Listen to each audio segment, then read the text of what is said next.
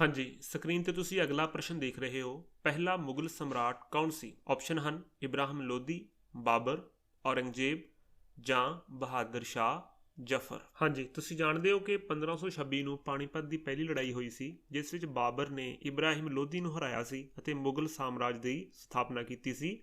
ਇਹਦਾ ਸਹੀ ਜਵਾਬ ਹੈ ਜੀ ਬੀ, ਬਾਬਰ। ਅਗਲਾ ਪ੍ਰਸ਼ਨ ਹੈ ਜੀ, ਅਕਬਰਨਾਮਾ ਕਿਸ ਨੇ ਲਿਖਿਆ?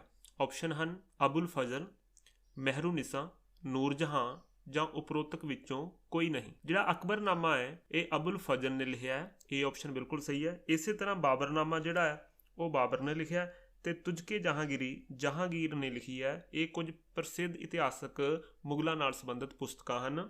137ਵੇਂ ਕੁਐਸਚਨ ਦਾ ਸਹੀ ਜਵਾਬ ਹੈ ਜੀ ਅਬੁਲ ਫਜ਼ਲ। ਅਗਲਾ ਪ੍ਰਸ਼ਨ ਹੈ ਜੀ, ਖਿਲਾਫਤ ਕਮੇਟੀ ਬੰਬਈ ਵਿੱਚ ਡੈਸ਼ ਵਿੱਚ ਬਣਾਈ ਗਈ। ਆਪਸ਼ਨ ਹਨ ਮਾਰਚ 1922, ਮਾਰਚ 1921, ਮਾਰਚ 1920 ਜਾਂ ਮਾਰਚ 1919। ਇਸ ਸਵਾਲ ਦਾ ਸਹੀ ਜਵਾਬ ਹੈ ਜੀ ਮਾਰਚ 1919। ਡੀ ਆਪਸ਼ਨ ਬਿਲਕੁਲ ਸਹੀ ਹੈ। ਅਗਲਾ ਪ੍ਰਸ਼ਨ ਹੈ ਜੀ, ਇੰਡੀਅਨ ਚੈਂਬਰਸ ਆਫ ਕਾਮਰਸ ਅਤੇ ਇੰਡਸਟਰੀ ਸੰਘ ਡੈਸ਼ ਵਿੱਚ ਬਣਿਆ। ਆਪਸ਼ਨ ਹਨ 1925, 1930, 1927 ਜਾਂ 1932। FICCI ਜਿਹਨੂੰ ਆਪਾਂ ਫਿੱਕੀ ਵੀ ਕਹਿੰਦੇ ਆ, ਇਹ ਭਾਰਤ ਦਾ ਬਹੁਤ ਹੀ ਪੁਰਾਣਾ ਵਪਾਰਕ ਸੰਗਠਨ ਹੈ। ਇਹਨੂੰ GD ਬਿਰਲਾ, ਘਨਸ਼ਿਆਮ ਦਾਸ ਬਿਰਲਾ ਨੇ 1927 ਦੇ ਵਿੱਚ ਬਣਾਇਆ ਸੀ। ਇਹਦਾ ਸਹੀ ਜਵਾਬ ਹੈ ਜੀ 1927। ਸੀ ਆਪਸ਼ਨ ਬਿਲਕੁਲ ਸਹੀ ਹੈ। ਅਗਲਾ ਪ੍ਰਸ਼ਨ ਹੈ ਜੀ, ਮਾਰਵਾੜੀ ਵਪਾਰੀ ਸੇਠ ਹੁਕਮ ਚੰਦ ਨੇ 1917 ਵਿੱਚ ਕਲਕੱਤਾ ਵਿੱਚ ਪਹਿਲੀ ਭਾਰਤੀ ਡੈਸ਼ ਮਿਲ ਸਥਾਪਿਤ ਕੀਤੀ। ਆਪਸ਼ਨ ਹਨ ਸੂਤ, ਪਟਸਨ, ਰਬੜ ਜਾਂ ਰੇਸ਼ਾ ਫਾਈਬਰ। ਜੀ ਇਹਦਾ ਸਹੀ ਜਵਾਬ ਹੈ ਜੀ ਪਟਸਨ ਜੂਟ, ਜਿਹਨੂੰ ਸੁਨਹਿਰੀ ਰੇਸ਼ਾ ਵੀ ਕਿਹਾ ਜਾਂਦਾ ਹੈ। ਬੀ ਆਪਸ਼ਨ ਬਿਲਕੁਲ ਸਹੀ ਹੈ ਜੀ ਪਟਸਨ। ਅਗਲਾ ਪ੍ਰਸ਼ਨ ਹੈ, ਕਿਹੜੇ ਗ੍ਰਹਿ ਨੂੰ ਧਰਤੀ ਦਾ ਜੁੜਵਾਂ ਕਿਹਾ ਜਾਂਦਾ ਹੈ? ਆਪਸ਼ਨ ਹਨ ਵੀਨਸ, ਜਿਹਨੂੰ ਆਪਾਂ ਕਹਿੰਦੇ ਆ ਸ਼ੁੱਕਰ ਗ੍ਰਹਿ, ਮਰਕਰੀ ਯਾਨੀ ਕਿ ਬੁੱਧ ਗ੍ਰਹਿ, ਮਾਰਸ ਯਾਨੀ ਕਿ ਮੰਗਲ ਗ੍ਰਹਿ ਜਾਂ ਜੁਪੀਟਰ, ਜਿਹਨੂੰ ਆਪਾਂ ਕਹਿੰਦੇ ਆ ਬ੍ਰਹਿਸਪਤੀ ਗ੍ਰਹਿ। ਧਰਤੀ ਦਾ ਜੁੜਵਾਂ ਗ੍ਰਹਿ ਜਿਹੜਾ ਹੈ ਉਹ ਹੈ ਜੀ ਸ਼ੁੱਕਰ, ਜਿਹਨੂੰ ਕਿਹਾ ਜਾਂਦਾ ਹੈ ਵੀਨਸ। ਇਹ ਆਪਸ਼ਨ ਬਿਲਕੁਲ ਸਹੀ ਹੈ। ਅਗਲਾ ਪ੍ਰਸ਼ਨ ਹੈ ਜੀ, ਕ੍ਰਿਸਮਸ ਡੈਸ਼ ਵਿੱਚ ਗਰਮੀਆਂ ਵਿੱਚ ਮਨਾਇਆ ਜਾਂਦਾ ਹੈ। ਅਸੀਂ ਉਹ ਦੇਸ਼ ਦੱਸਣਾ ਹੈ ਜਿੱਥੇ ਕਿ ਗਰਮੀਆਂ ਦੇ ਵਿੱਚ ਕ੍ਰਿਸਮਸ ਆਉਂਦਾ ਹੈ।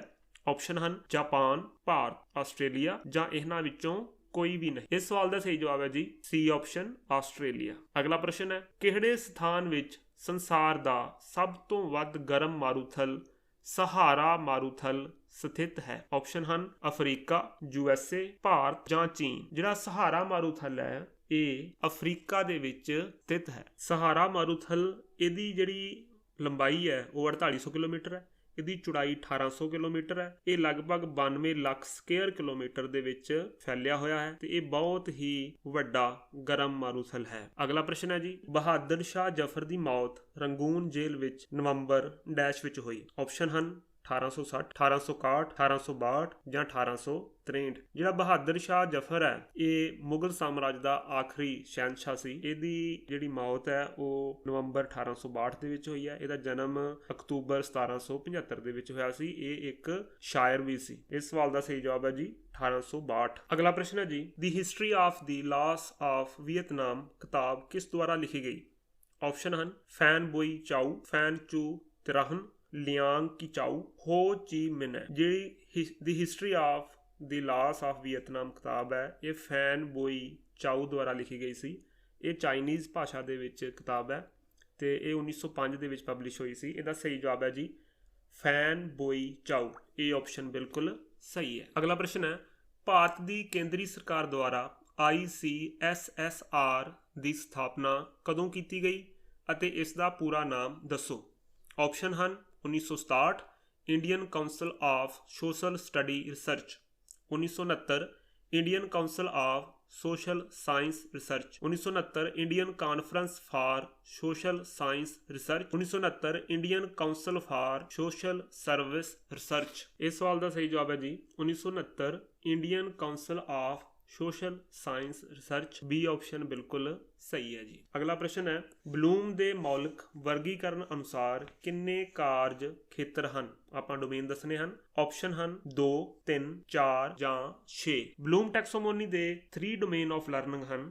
ਇਹ ਨੇ ਕੋਗਨੀਟਿਵ ਜਾਂ ਮੈਂਟਲ ਸਕਿੱਲ, ਜਿਹਨੂੰ ਆਪਾਂ ਨੌਲੇਜ ਵੀ ਕਹਿੰਦੇ ਆ, ਦੂਸਰਾ ਅਫੈਕਟਿਵ ਡੋਮੇਨ ਤੇ ਤੀਸਰਾ ਹੈ ਸਾਈਕੋਮੋਟਰ ਡੋਮੇਨ। ਇਹਦਾ ਸਹੀ ਜਵਾਬ ਹੈ ਜੀ 3, बी ऑप्शन बिल्कुल सही है। अगला प्रश्न है जी, हिंदू विधवा पुनर्विवाह कानून कदों पास होया? ऑप्शन ਹਨ 1852, 1855, 1856 ਜਾਂ 1858। ਜਿਹੜਾ ਹਿੰਦੂ ਵਿਡੋ ਰੀਮੈਰਿਜ ਐਕਟ 1856 ਹੈ, ਇਹ 1856 ਦੇ ਵਿੱਚ ਪਾਸ ਹੋਇਆ ਸੀ। ਇਹ ਡਰਾਫਟ ਕੀਤਾ ਗਿਆ ਸੀ ਲਾਰਡ ਡਲਹੌਜੀ ਦੁਆਰਾ ਤੇ ਪਾਸ ਕੀਤਾ ਗਿਆ ਸੀ ਲਾਰਡ ਕੈਨਿੰਗ ਦੁਆਰਾ। ਇਸ ਸਵਾਲ ਦਾ ਸਹੀ ਜਵਾਬ ਹੈ ਜੀ ਸੀ 1856। ਅਗਲਾ ਪ੍ਰਸ਼ਨ ਹੈ ਜੀ, ਮਨੁੱਖੀ ਤਸਕਰੀ ਜਾਂ ਵਪਾਰ ਕਰਨ ਦੀ ਮਨਾਹੀ ਭਾਰਤੀ ਸੰਵਿਧਾਨ ਦੇ ਕਿਸ ਅਧਿਕਾਰ ਅਧੀਨ ਸ਼ਾਮਲ ਹੈ? ਇੰਡੀਅਨ ਕਨਸਟੀਟਿਊਸ਼ਨ ਦੇ ਵਿੱਚ ਕਿਹੜਾ ਰਾਈਟ ਜਿਹੜਾ ਹਿਊਮਨ ਟ੍ਰੈਫਿਕਿੰਗ ਨੂੰ ਰੋਕਦਾ ਹੈ? ਆਪਸ਼ਨ ਹਨ ਸਮਾਨਤਾ ਦਾ ਅਧਿਕਾਰ, ਰਾਈਟ ਟੂ ਇਕੁਐਲਿਟੀ, ਸ਼ੋਸ਼ਣ ਵਿਰੁੱਧ ਅਧਿਕਾਰ, ਰਾਈਟ ਅਗੇਂਸਟ ਐਕਸਪਲੋਟੇਸ਼ਨ, ਧਾਰਮਿਕ ਸੁਤੰਤਰਤਾ ਦਾ ਅਧਿਕਾਰ, ਰਾਈਟ ਟੂ ਰਿਲੀਜੀਅਸ ਫਰੀडम ਜਾਂ ਸੰਪत्ति ਦਾ ਅਧਿਕਾਰ, ਰਾਈਟ ਟੂ ਪ੍ਰਾਪਰਟੀ।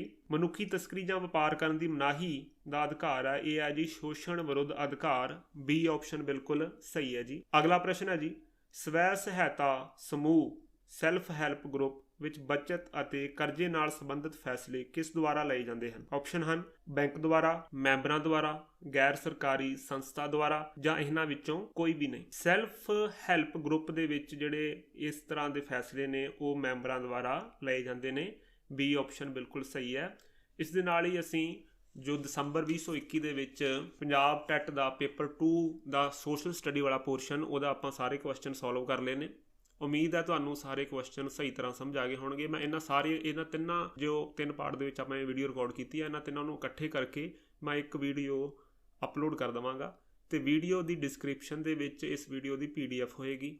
ਤੁਸੀਂ ਜੇਕਰ PDF ਪੜ੍ਹਨਾ ਚਾਹੁੰਦੇ ਹੋ ਤਾਂ PDF ਨੂੰ ਲੈ ਕੇ ਤੁਸੀਂ ਖੁਦ ਵੀ ਕੁਐਸਚਨ ਨੂੰ ਅਟੈਂਪਟ ਕਰ ਸਕਦੇ ਹੋ ਤੇ ਜੇਕਰ ਤੁਸੀਂ ਇਹਦਾ ਡਿਟੇਲ ਆਨਸਰ ਦੇਖਣਾ ਚਾਹੁੰਦੇ ਹੋ ਤਾਂ ਤੁਸੀਂ ਜਿਹੜੀ ਮੈਂ ਇਕੱਠਿਆਂ ਦੀ ਵੀਡੀਓ ਪਾਵਾਂਗਾ ਉਹਨੂੰ ਤੁਸੀਂ ਦੇਖ ਸਕਦੇ ਹੋ। ਉਮੀਦ ਹੈ ਤੁਹਾਨੂੰ ਵੀਡੀਓ ਪਸੰਦ ਆਈ ਹੋਏਗੀ। ਵਧੀਆ ਤਿਆਰੀ ਕਰੋ, ਚੰਗੇ ਨੰਬਰ ਲਓ, ਬਿਨਾਂ ਕਿਸੇ ਟੈਨਸ਼ਨ ਤੋਂ ਪੜ੍ਹੋ, ਕਿਉਂਕਿ ਜਿੰਨੇ ਵੀ ਦਿਨ ਬਚੇ ਨੇ ਇਹਨਾਂ ਦੇ ਵਿੱਚ ਜੇਕਰ ਤੁਸੀਂ ਆਪਣੇ ਆਪ 'ਤੇ ਕੰਟਰੋਲ ਕਰਕੇ ਥੋੜ੍ਹਾ ਜਿਹਾ ਫੋਨ ਤੋਂ ਪਰੇ ਰਹਿ ਕੇ ਥੋੜ੍ਹੀ ਜਿਹੀ ਕੰਸਨਟ੍ਰੇਸ਼ਨ ਦੇ ਨਾਲ ਸਿਲੇਬਸ ਦੇ ਅਕੋਰਡਿੰਗ ਤਿਆਰੀ ਕਰੋਗੇ ਤਾਂ ਇੰਨੇ ਦਿਨਾਂ ਦੇ ਵਿੱਚ ਬਹੁਤ ਵਧੀਆ ਤੁਸੀਂ ਨੰਬਰ ਲੈ ਕੇ ਪਾਸ ਹੋ ਸਕਦੇ ਹੋ। 90 ਤੋਂ ਵੱਧ ਨੰਬਰ ਤੁਹਾਡੇ ਆ ਸਕਦੇ ਨੇ। ਆਲ ਦੀ ਬੈਸਟ, ਥੈਂਕ ਯੂ।